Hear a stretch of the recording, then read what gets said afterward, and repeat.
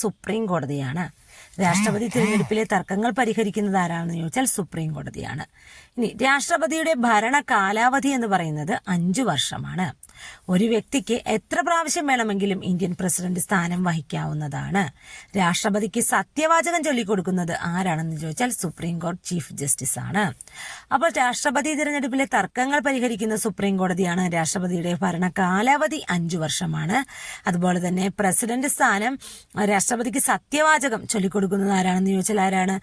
Supreme കോടതി chief justice ആണ്. അതുപോലെ തന്നെ പ്രസിഡന്റ് സ്ഥാനം ഒരു വ്യക്തിക്ക് എത്ര പ്രാവശ്യം വേണമെങ്കിലും വഹിക്കാവുന്നതാണ്.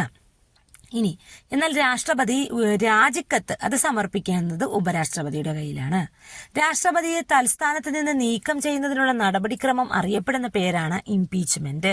അപ്പോൾ ഇംപീച്ച്മെന്റ് എന്ന് പറഞ്ഞാൽ എന്താണ്? രാഷ്ട്രപതിയെ തൽസ്ഥാനത്ത് നിന്ന് നീക്കം ചെയ്യുന്നതിനുള്ള നടപടിക്രമം അറിയപ്പെടുന്ന പേരാണ് ഇംപീച്ച്മെന്റ്.